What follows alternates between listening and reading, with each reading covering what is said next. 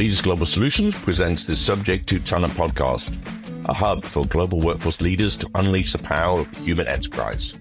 Listen in as we explore the most innovative and transformational topics impacting businesses today.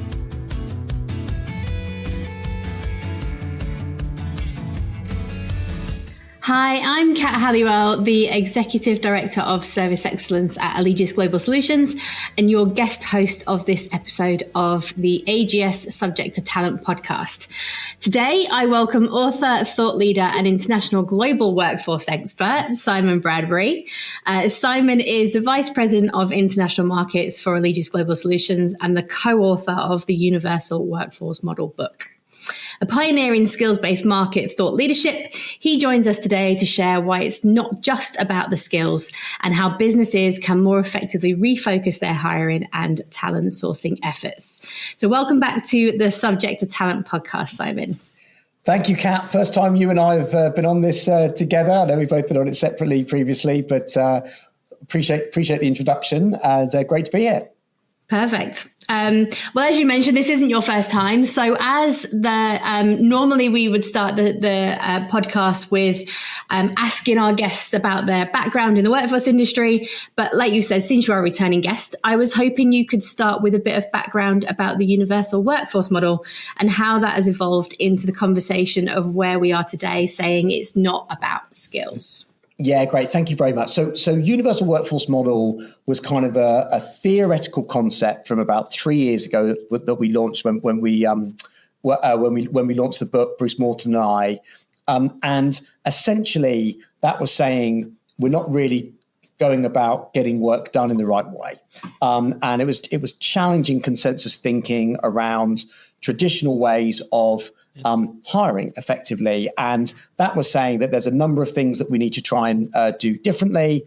And one of those was have different roles in terms of have a harmonized approach to workforce. Have we introduced the concept of workforce business partners who are there really to advise the business rather than sort of start off with business leaders being asked, what sort of person do you want to hire? Do you want to hire permanent? Do you want to hire non-permanent? Do you want to go to a services provider? We felt that the business really needed an advisory approach. So the universal workforce model, universal was basically saying, look at workforce holistically, break down those barriers and those silos between the different categories of workforce, have an advisory approach so the onus is not on the business. And also, crucially, the universal workforce model said, start with the work. Don't start with, for example, the job spec. Understand the work that needs to get done and then have a holistic approach about what's the best way of getting that work done. Now, that's a whistle-stop approach to kind of what UWM, as we say, was all about. You asked kind of what's been the kind of progression and development of that over the last few years. Well, we felt that when we were talking to organizations about that, and there was a number of talent leaders, talent acquisition leaders, thought leaders that we were speaking to, the thinking was that's we know no one disagrees. It's very theoretical. One thought leader in the industry said to me, "You can be right too early." And felt that the thinking was like kind of aligned with where the industry was going, but organizations realistically just not ready for that. So we developed universal workforce model into something that we then called the target operating model. Now, the target operating model was intended to be a practical manifestation of what UWM was all about.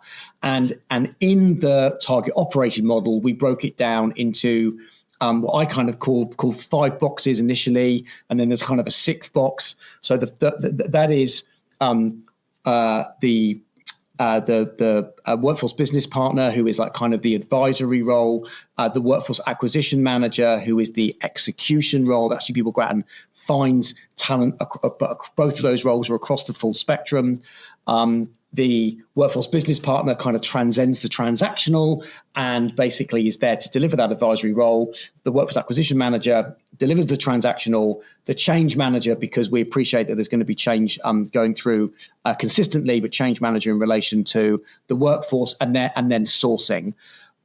those 4 boxes kind of around a common skills taxonomy. So people are understanding a common language. And then the 6th box being the technology ecosystem. So we see a technology ecosystem where you've got internal systems of record across various workforce areas, including things like finance, but that would include an ATS and a VMS and so on.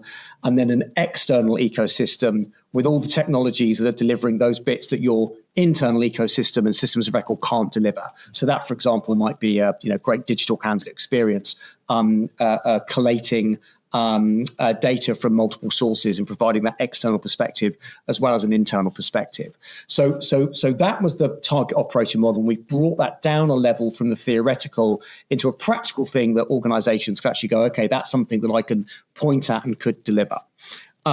I would say that now, and we're now going to get into kind of what this podcast is all about. Mm-hmm. We see a further development. And again, you and I, Kat, feel slightly weird that you're hosting and I'm talking. We work so much on this stuff together, and no doubt you'll want to share your opinions as well. But we're now getting into what we would call a getting work done model.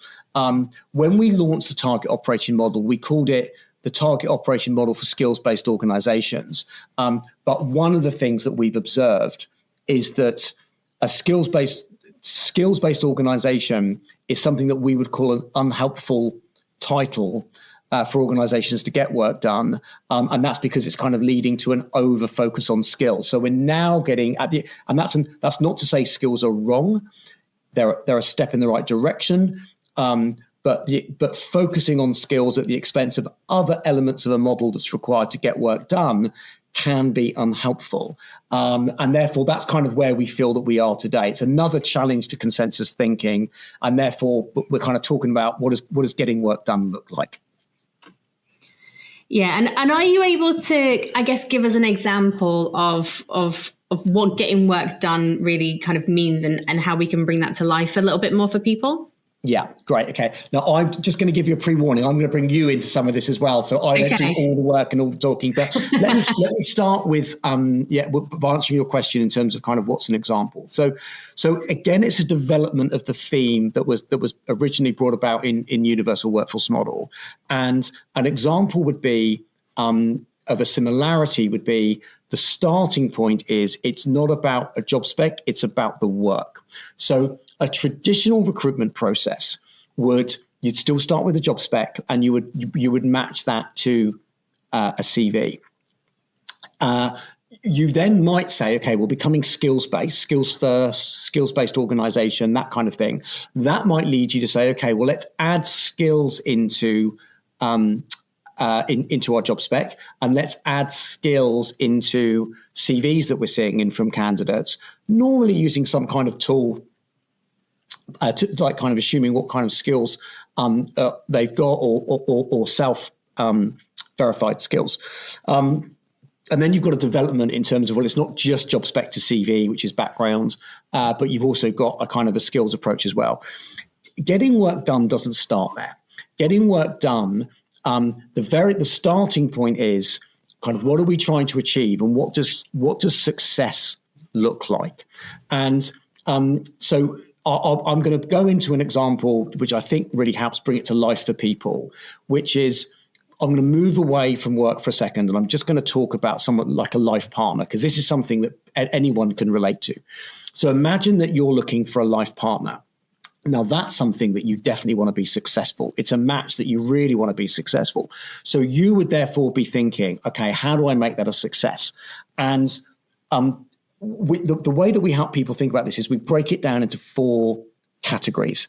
The first category would be kind of what have they got? Like what is it about them? What has that person got? And in that scenario, you would be saying, okay, well, so what could that include? Well, that could include, are they arty? Are they sporty? Can they cook really well? Are they hot? Attractive? That kind of thing.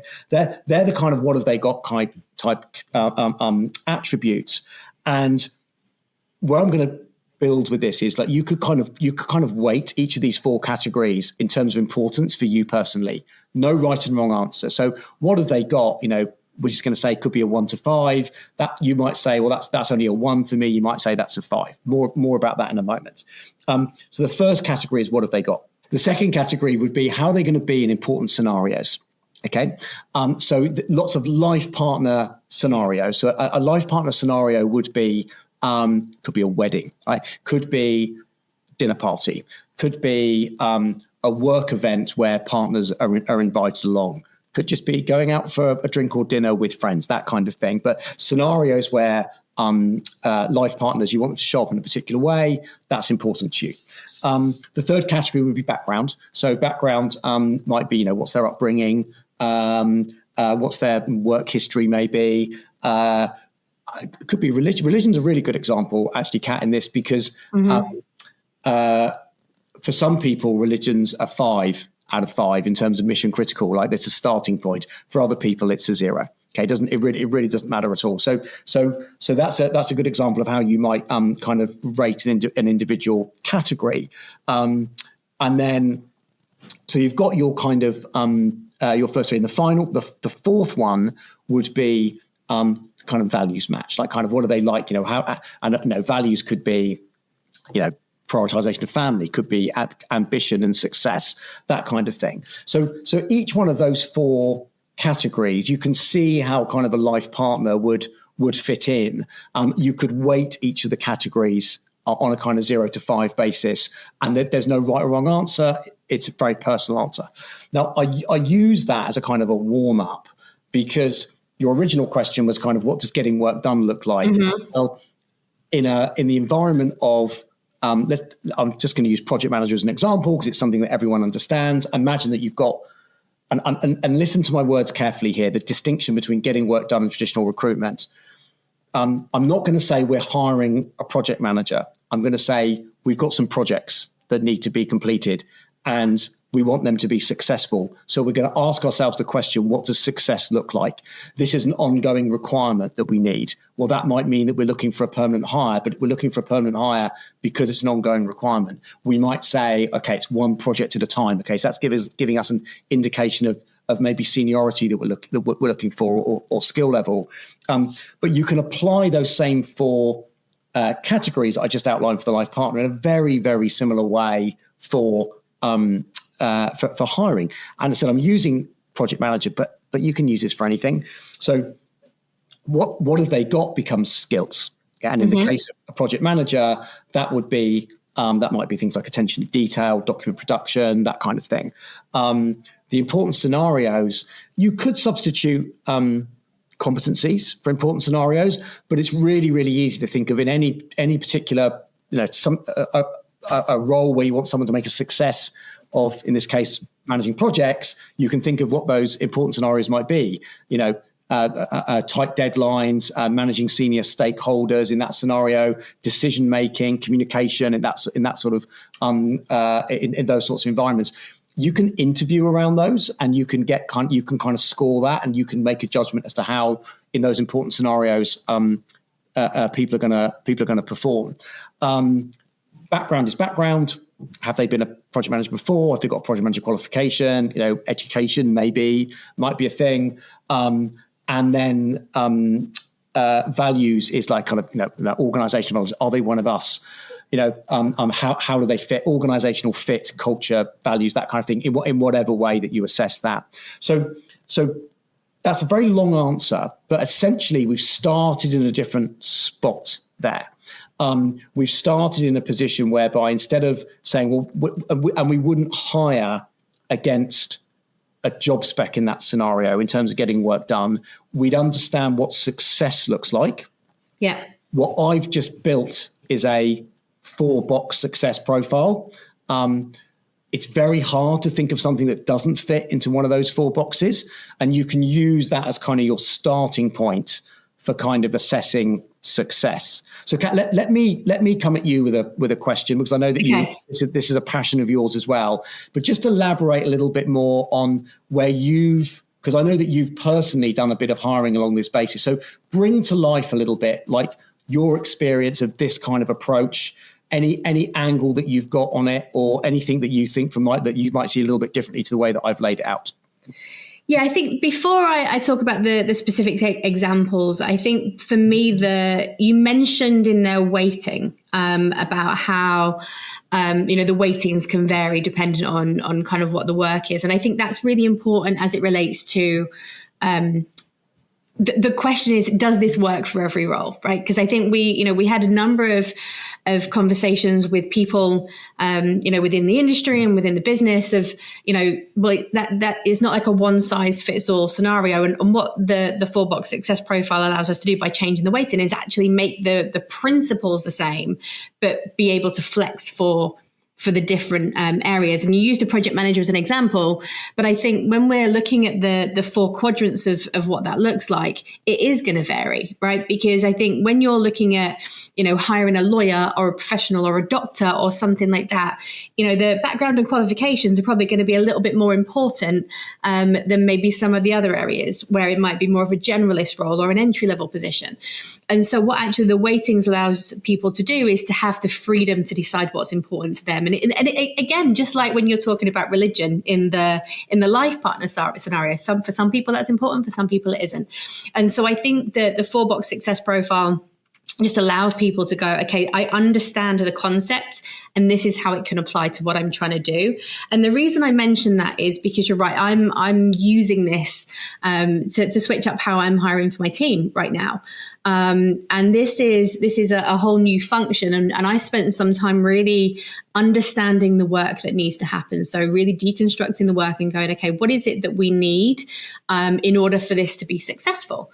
And therefore, what is it in the person or team? Because at the time I didn't really know that I need to be able to do and be able to produce something where I can then assess all of those 4 quadrants. And actually, I'm assessing them in multiple different ways. So from a skills perspective, I have a full skills testing suite that I've been able to do where I get reports. And these are the skills that me and the team, because we did it as a collaboration, identified as actually this is going to be really important for the person to be successful and specifically around the leader of the function. We know from a background perspective what the people's CVs look like, and I can see what where they've worked before and what they've done. From a values perspective, I found this really interesting actually, because one of the things that I hadn't necessarily realized going into the process was the fact that actually I could get a really good view of their values alignment from our internal TA team, because they were speaking to the candidates and deciding whether they were going to be a good fit. So that now for me becomes an interview stage, that becomes a verification of something. So I've already got a good idea of where their skills are because I can see the test results. I can see the CV and they've been screened to make sure that they're kind of matching from a background and experience perspective. The values fit, I've got a good idea because of the great job that the TA team were able to do, which now means from an interview perspective, I've just got 1 quadrant to fill in. I've got one thing that I really need to focus on. And it just allows me to really go, okay, I'm focusing on those scenarios, things that is going to be really important and all of those behavioral aspects, because the rest of it, I've now got a comfort level. And I think I kind of was talking to you about this specifically. Once I had the test results and all of that kind of stuff, I just felt like I had a much more well-rounded view and a higher comfort level that whichever decision that I took, post-interview and post the scenario piece, I already felt like the person was going to be good. And I've never really had that before. It'd be like pre-interview, right? Like going into an interview, I'm confident that I'm going to have good candidates. And that, I think that to me is a game changer. And something as, someone who's been hiring for my teams for a long time, I've never had that. Yeah. So, and one of the interesting points is, so we sort of headlined this conversation around it's not about skills, which is a little bit provocative. And obviously we are talking about skills here. The reality is, like what we're saying is it's not just about skills, right? Skills are one piece of the jigsaw. Don't over focus on skills at the expense of other elements. We've talked about the 4-box success profile, of which skills is one of the boxes. One of the things I also noticed though, Kat, when we're talking to clients, and these are customers at various stages at kind of on the journey, many of them have an objective to be a skills-based organization. the way that you've described the skills element is that you've prioritized testing of skills. So you deconstruct a role, you identify what skills you really need, then you test those skills, then you've got those skills observed and tested before you're even doing an interview. And you're saying about how valuable that is. Even organizations that are going down the skills route, my observation is they tend to kind of use technologies to assess what skills they've got based on their experience. They're doing less skills testing. And one of the reasons for that is that they're saying, well, we're a bit worried about what candidates might not want to do the actual tests. What's your experience been of that? Have you had difficulty getting candidates to actually complete tests? Does it depend on what the tests are? Just bring to life a little bit about what your experience is of candidates kind of doing tests up front, because that's a prerequisite for getting where you are at the moment. Yeah, and I've had no resistance whatsoever. I think the really important thing is to work with a skills testing platform that has a great user experience, so that the candidates are, they feel like it's a good thing that they're doing. And to keep the test itself less than 45 minutes. That's kind of the ideal, and something that, a lot of the testing platforms that are out there, they recommend that. And so I followed kind of all of the guidelines for the people that know. And so far, the kind of the uptake of all of the people that we've asked to complete the test, they've done that within a 48-hour period, and we've got the results. The really good thing, and this is something that is from a candidate perspective, candidates are often saying that they don't get feedback after interviews. They don't hear anything, and it's a frustration that's been in our industry for a really long time. The candidates can see how they performed. And I think just in the same way as the hiring manager, you get results and you get a full view of this is where they performed well. This is the areas that, maybe we're lacking. The candidates also get a copy of that. And so I think there is a candidate experience piece about it as well, where currently there's sometimes a bit of a hole. This black hole post interview where they don't really find anything out. They're getting real time feedback of areas where they maybe need to develop if they do want to move into a position like that, which is something that doesn't really happen today. Yeah, interesting. So I see the benefit, and obviously the candidates know they're going to get that, and also because skills are portable and transferable across other areas, they might not have to keep redoing the same tests. You can utilize tests and results across more than one role. But what you're saying is your sub 45 minutes for that particular role, you might identify typically 4 or 5 skills that you're going to test, and they get all of them done in that one, and they get the results back from sales. And that's a fantastic result, positive for all of them. I wanted to just share a little bit more with the audience about kind of where we've got to with this.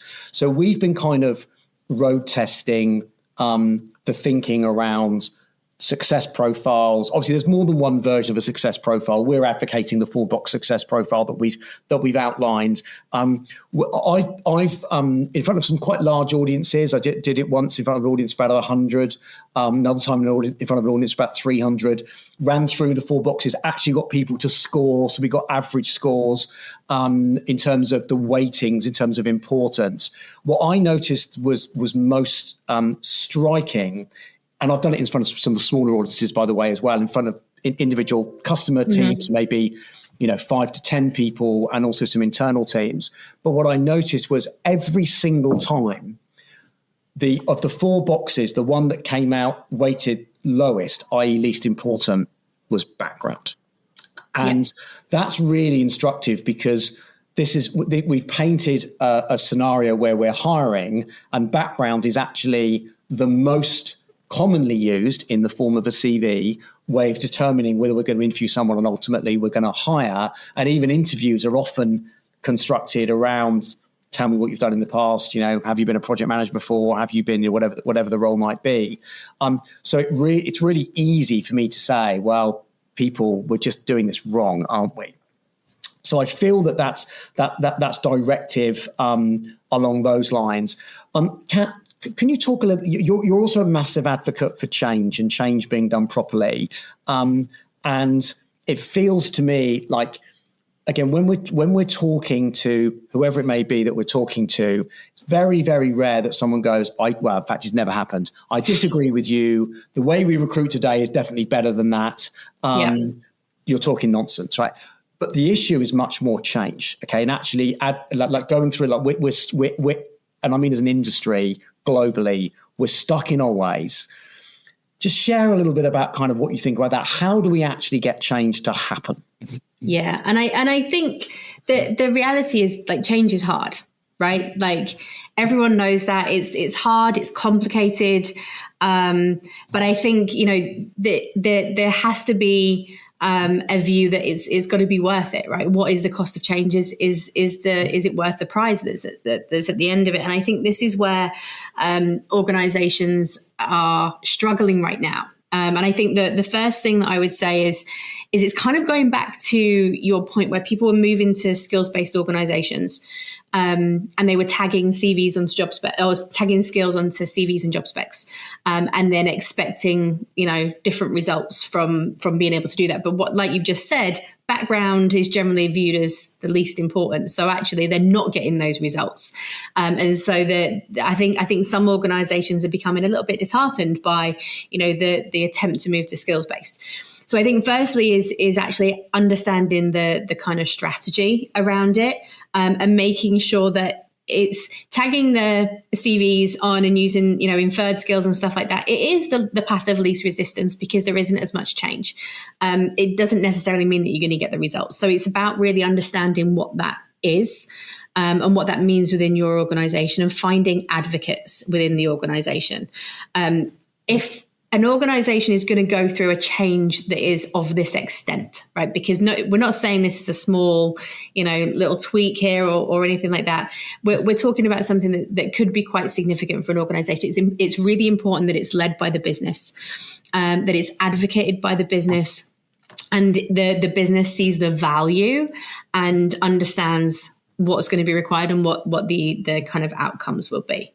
And so I think there's a number of different kind of places where you can start. You know, there are going to be parts of the business that are open to change, right? That are really wanting to do something different and open to piloting and something new. And then there are other areas that aren't. So there's a number of different things. I think having an advocate is really important. Finding a business that's open to change, and letting them, you know, be the kind of driver for that. And then finally, just understanding as well that you need to speak the business's language.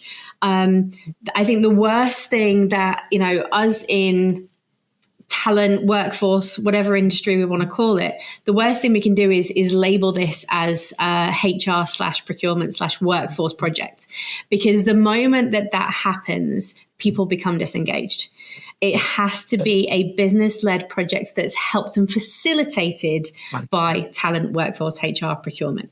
And I think that's really important. So, you know, I often kind of, when we're talking about this, talk about leaving your ego at the door, because the reality is this is a monumental change that could have monumental impacts on businesses. So of course people want to be involved, but I think it's about seeing the greater good and knowing that sometimes, you know, you might not be the best person to lead the conversation. You might need to rely on other people within the organization that have a bigger voice and more influential kind of seat at the table to be able to drive this type of initiative. So, I mean, there's a lot in there. You know, change is a very complex kind of subject, but those are the highlights, I would say.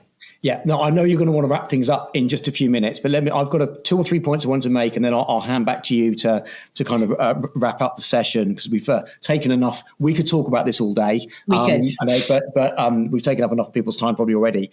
So a couple of observations from what you were saying just there. First of all, you talked about organizations kind of being a little bit disheartened. I absolutely would emphasize that. I've spoken to people whose job title is head of skills-based organization, or they're very, very senior MDs or senior directors in charge of transformation within HR, and their responsibility is delivering skills-based organization. And they're saying to me, we're not seeing the results that we expected we were going to see in terms of delivering skills-based organization. We need to pivot a little bit, but there is something boiling here. There's something in it.